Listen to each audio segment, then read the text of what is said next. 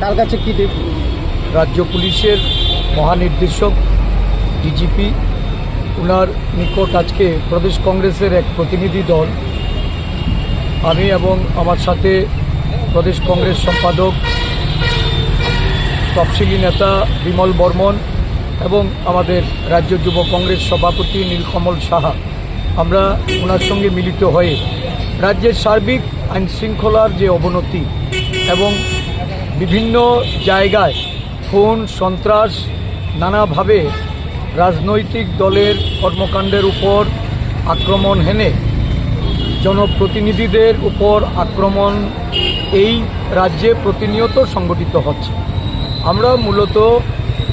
সুরমার যে হত্যাকাণ্ড, আশিস দাস, যাকে 17 জুন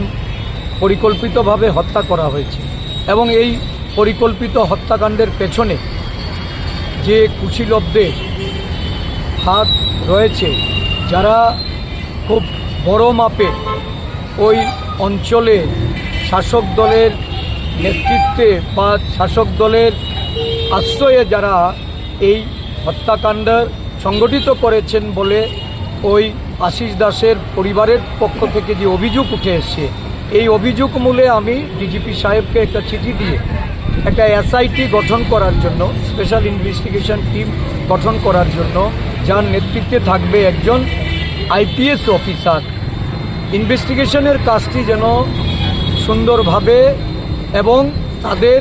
প্রত্যেকটা ঘটনায় যারা প্রত্যক্ষদর্শী তাদের মতামত নেওয়ার জন্য,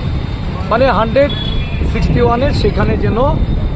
প্রত্যেকটা প্রত্যক্ষদর্শীর জবানবন্দি নেওয়া হয়। যতটুকু খবর ওইখানে যে ইনভেস্টিগেশন চলছে সেই ক্ষেত্রে অনেক বেশি দুর্বলতা রয়েছে, যার জন্য প্রকৃত আসামির কাছে পৌঁছতে এটা অসুবিধা আগামী দিন সম্মুখীন হতে হচ্ছে, যেটা তার পরিবারের তরফ থেকে জানানো হয়েছে। আমরা আজকে ডিজিপি সাহেবকে আমি সেই চিঠি মূলে আমি সেটা ওনাকে আবারও ওনার কাছে এই প্রসঙ্গের অবতারণা করে বলেছি ইমিডিয়েটলি এসআইটি গঠন করে একজন আইপিএস অফিসারকে দিয়ে তদন্ত করে তদন্তের সাপেক্ষে যে যারা সেখানে যাদের জবানবন্দি নেওয়া হয়নি সেটা যেন জবানবন্দি নেওয়া হয়। সারা রাজ্য জুড়ে আমরা দেখছি যে বিরোধী দলের উপর আক্রমণ হচ্ছে। গতকাল আমাদের বিধায়ক গোপাল রায় একটা দলীয় কর্মসূচিতে ওনার এলাকার একজনের বাড়িতে যখন একটা মিটিংয়ে উনি ছিলেন, তখন ওই বাড়িতে গিয়ে আক্রমণ হয়েছে, ওনাকে প্রাণনাশের হুমকি দেওয়া হচ্ছে, নগ্নভাবে